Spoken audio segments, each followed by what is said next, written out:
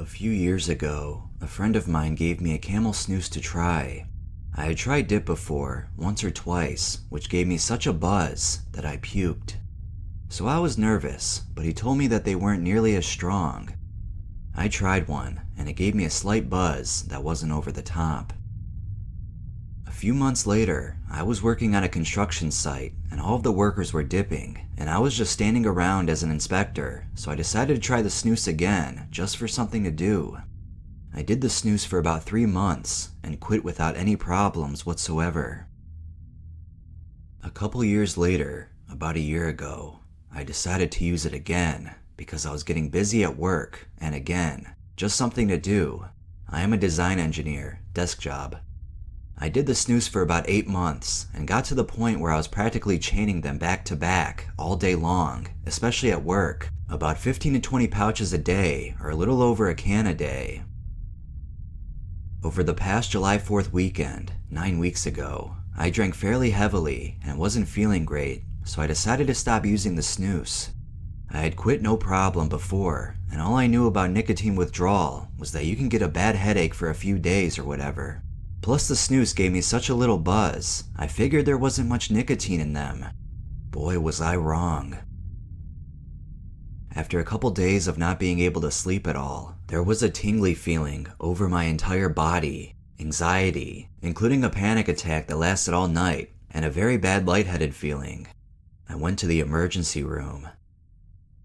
At this point, I thought I had a major hangover or something. They gave me some fluids, and I felt a little better, but I knew that wasn't the problem because I had been hydrating a lot. After another sleepless night and symptoms increasing, I looked up symptoms of nicotine withdrawal after thinking that it was possibly from quitting the snus. I had every symptom there was. I had already missed 3 days of work, so I decided to try some gum and a patch, although I was reluctant because I didn't want to backtrack from any withdrawal I had already gone through. Really wish I knew what I know now. I started using 8 milligrams of gum per day, 4 2-milligram pieces, and a 7-milligram patch. I was able to go to work 1 day that week and slept a total of 5 hours for the entire week. The first week was absolutely insane. I actually felt fairly good for a couple days after using the gum. I quit the patch after 2 days because I felt like it was giving me anxiety at night, but the relief was short, and week 2 consisted of very bad lightheadedness and vertigo, with some anxiety here and there. Week 2 I was on vacation, so at least I wasn't having to deal with work. During week 2, I took motion sickness medicine so I could eat while being so dizzy. Sleeping wasn't as bad this week, but I would wake up after about 4 hours needing gum. Week 3 I had to return to work, and this is when the anxiety really started to kick in. The dizziness was also still really bad, and I faked work all week. I would hide in a conference room twice a day for about an hour and call my mom just for some distraction. Midweek, I got an appointment with a doctor, and he gave me some Klonopin for the anxiety. I tried it a few times, but was reluctant due to the horror stories I had researched regarding withdrawing from it. I was still only sleeping for about 4 or 5 hours a night. Week 4 had similar symptoms to week 3. During week 4, I got in touch with a nicotine withdrawal counselor. That's when I found out the amount of nicotine I was getting from the snus was comparable to 4 packs of cigarettes per day. I had no idea. He told me that the snus has a very delayed absorption into your body because it is a dry oral tobacco, which is why it doesn't give you a strong buzz, but more of a drawn-out, constant one. He told me that if I would have come to him before quitting, he would have had me starting with 2 21-milligram patches, plus gum. At this point, I am terrified because I had no idea that I was doing that much and that nicotine withdrawal could be this bad. I was traumatized. During week 4, I started to notice symptoms significantly increasing in the afternoon, which the counselor said was understandable, since when I was on the snus, the afternoon was when my body had the most nicotine. In the afternoons, my whole body seems to speed up, which increases all the symptoms. It's my body craving the nicotine. It's like an extreme version of the shakes. Dizziness increases, anxiety increases, vision gets blurry, and concentration goes to crap. still sleeping only 4 or 5 hours a night during week 4. At the start of week 5, I was having such bad anxiety that I went to the ER again. They gave me some Withdrawal and Ativan to try, which I did.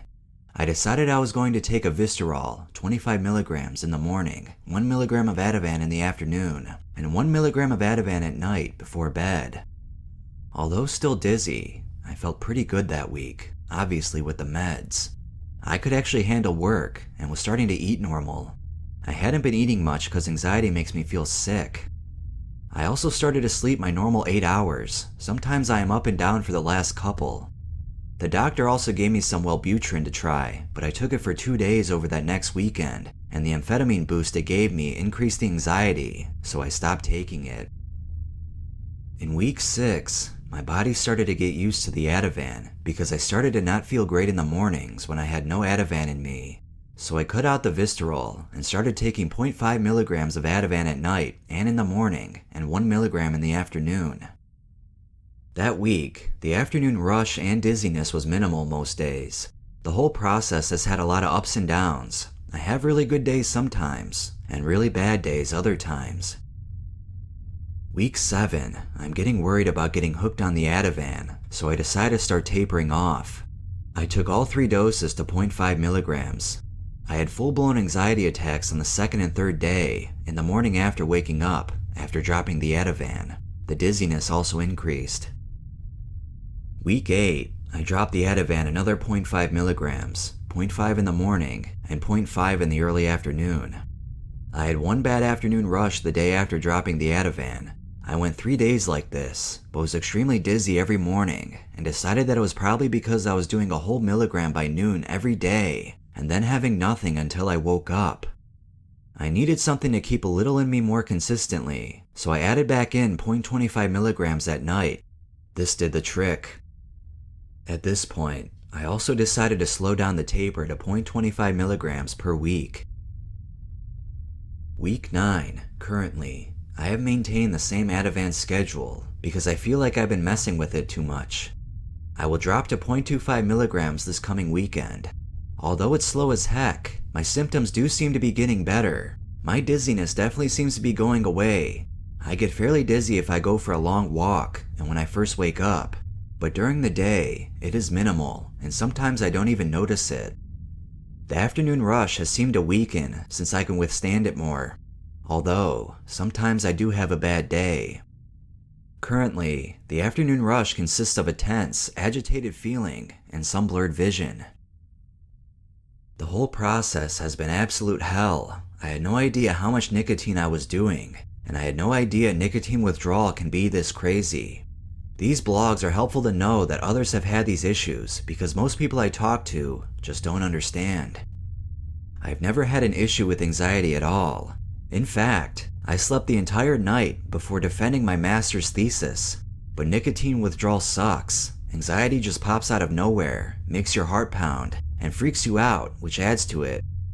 Dizziness is terrifying because it's your brain. The ups and downs with the whole process never gives you a feeling of any consistency. The only consistent thing is that I always feel better at night. I want so bad to be back to my normal self.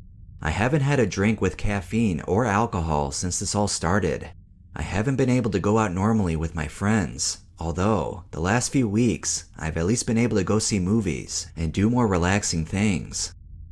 Looks like I'm in it for the long haul though, and it could be a couple more months before I'm feeling normal. I'm sure it will be many months before I can do any physical activity without getting dizzy. I now have a much better understanding for the nicotine addiction, and I now sympathize with people going through withdrawal or who have anxiety issues. For those starting the withdrawal process, who have it really bad like me, you're going to feel hopeless at points, but it will get better. It's biology. It has to.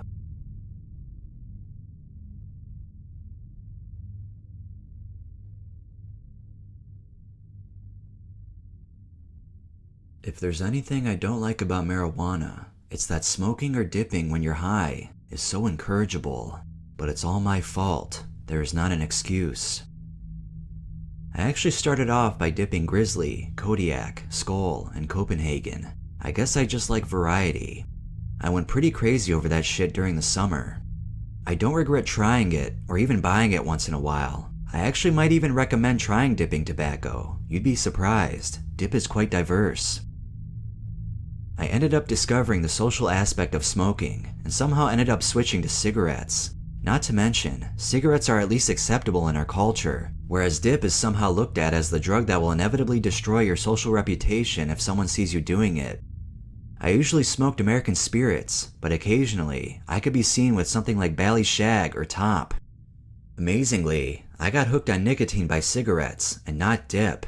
1 pinch equals 3 cigarettes in terms of nicotine. The buzz is pretty relaxing.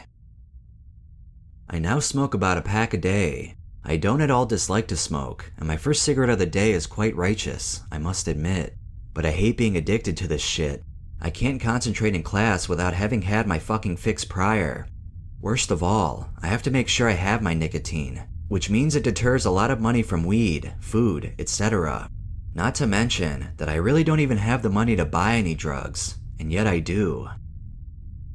It impedes my life so much when I have to take a break just because my heart starts racing and I'm just itching to have my smoke. It's fucking insane. Every hour or two, I wake up contemplating to smoke.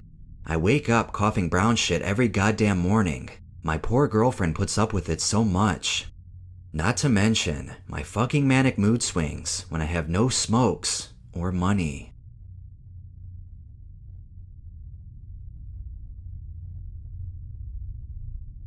Hey, it's the Trip Keeper here. I know a bunch of people addicted to cigarettes and nicotine. I'm just glad I never had to get addicted to that kind of shit. Back in high school, I would just smoke cigarettes for fun, or when I was drinking. For some reason, drinking made me want to smoke a lot. I would like have a whole pack, and I would smoke like 10 of them or something, and maybe even more than that.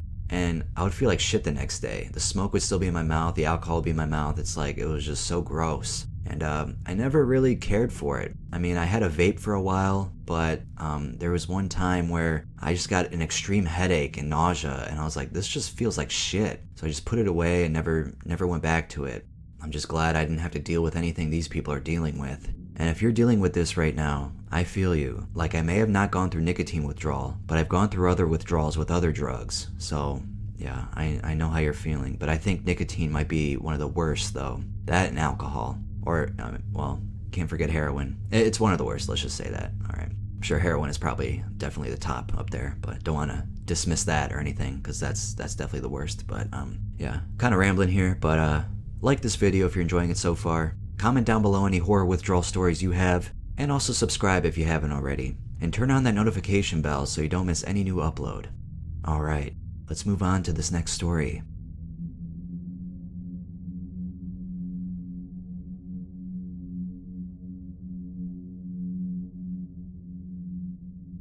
It's now into week 4 since I've used any nicotine products.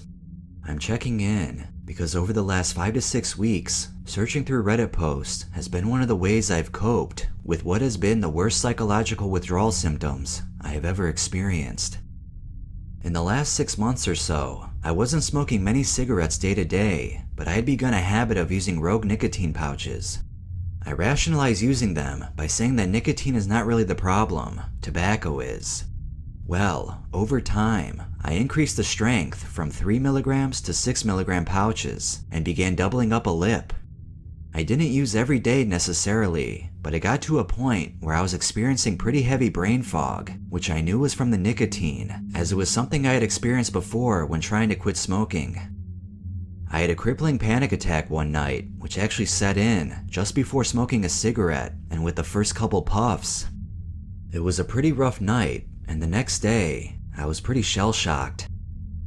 A few days later, I quit all nicotine cold turkey, and for the next 2 weeks, I had incredibly high stress and anxiety levels, to the point where I felt a buzz, almost like being drunk or high, and had a couple smaller panic attacks, including one driving to work.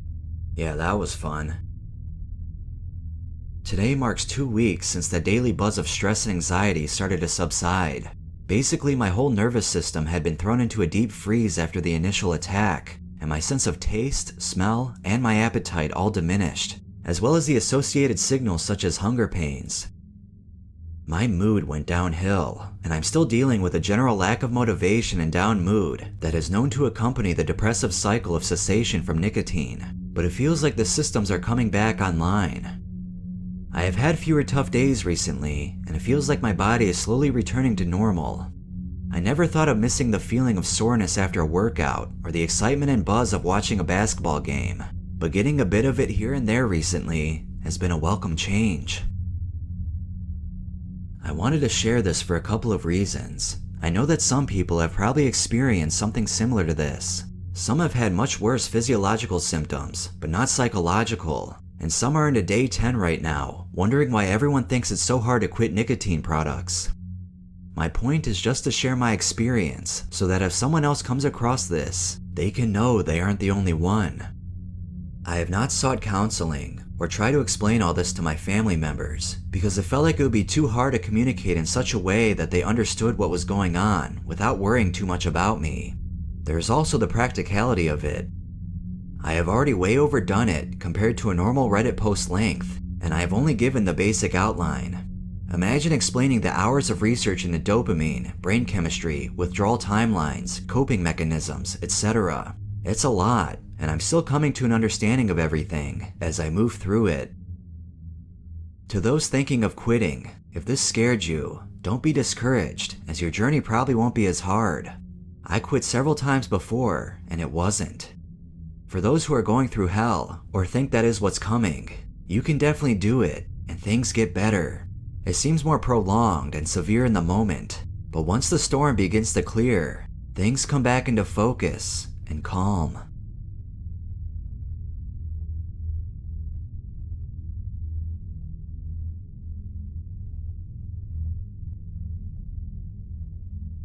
I got into smoking tobacco in 2017 using a Gandalf pipe. I bought one for me and my flatmate for Christmas, and we would choof on the front porch late at night, talking shit about conspiracy theories, relationships, philosophy, music, etc. At first, I was able to restrict my smoking to a single bowl, maybe once every 3 weeks. Eventually, it got to regular social choofing maybe 3 times a week, but it still didn't feel excessively unhealthy. By 2019, I was choofing fairly regularly, and the sessions would be long and drawn out, with much loading and reloading of the bowl. I would be sitting in my comfy reading chair, reading various scriptures and highbrow books, drinking whiskey or wine and choofing. It was an extremely pleasurable and leisurely way to study.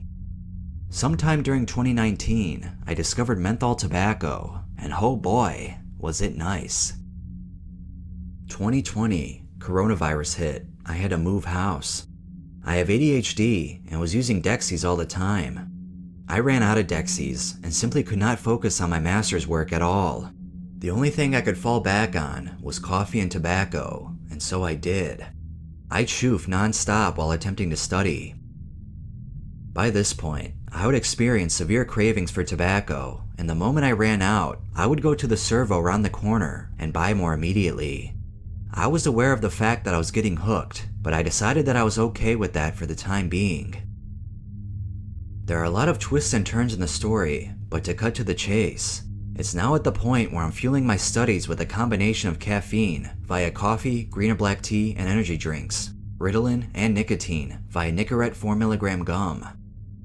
The reason I wanted to write this report is because I recently ran out of Nicorette and experienced real cravings for the first time, and I found the cravings to be so shocking and unlike anything I was expecting based on what I've heard so far. You know how when you're in serious physical pain, you're sort of thrashing about and crying and shaking and craving some sort of relief? Nicotine craving isn't like that. It is far more sinister. I was just sitting there at my computer studying, aware of the fact that I had run out of gum about 2 or 3 hours ago, nothing out of the ordinary. Suddenly, my mind had a singular focus on getting more nicotine. It wasn't as if my focus had been violently torn away from my studies, and images and urges had flooded my mind. There were no urges. I remained completely in control. The only thing was, rather than studying and thinking about the content of the book in front of me, my mind was rushing through a million different possible plans for obtaining more nicotine. The voice in my head was like, right, this is what's going to happen. You're going to put on your coat and boots, get your gloves and a scarf, check how much money is in your spending account, If there isn't enough, transfer some in. Then you're going to walk out into the dark, trek to the servo, buy some tobacco. Then you're going to come back here, load your pipe, have a smoke, and get back to work. The tone of the voice was incredibly matter-of-fact, as if what it was saying was indisputable and unarguable, and simply the way things are gonna be, as if I have no say in the matter. And then it was like, alternatively, you could trek all the way down the hill to the 24/7 pharmacy and buy some more gum, then make your way back up the hill with the gum and resume studies. Same declarative tone of voice. Finally, it was like, if all else fails, just phone the pharmacy and get them to deliver some gum to you right damn now. Again, every time it spoke, this voice was clear, calm, and clinical, like a doctor giving a prescription which is not to be disobeyed. I find all of this equally fascinating and terrifying. Addiction really is a demon. In summary, nicotine cravings aren't so much like a violent and forceful magnetic pull with which you must struggle to resist. Instead, it's more like a subtle hijacking of your reasoning process. Resisting the cravings isn't so much a matter of fighting harder as it is simply the ability to recognize that voice for the demon it is, and then banish it back to hell by ignoring it and focusing on something better. In my case, my promises to my girlfriend not to smoke without asking her first trump whatever course of action the cravings might present to me. I think that having faith, hope, and love can help to reveal the cravings as false, whereas if you can't imagine a happy ending to the story of your life, the voice of the cravings might seem powerful and convincing, and you might give in to them more easily. In my case, I experienced the cravings and was able to recognize them for what they are and didn't give in. But it was still a fascinating and terrifying thing to experience. Now I can empathize and sympathize with people who are trying to quit. It must be really, really hard. Obviously, the story goes on. I expect to hear back from the cravings again. I survived one battle, but I'm sure there will be more ahead. In one sense, the stakes are high, and there's no certainty that I won't become enslaved to addiction. Perhaps I already am, and I just don't realize. But on the other hand, my hope imagines that ultimately, everything is going to be okay, and my faith trusts that this vision is true. Keep fighting, knowing that there is a guaranteed victory at the end of it all.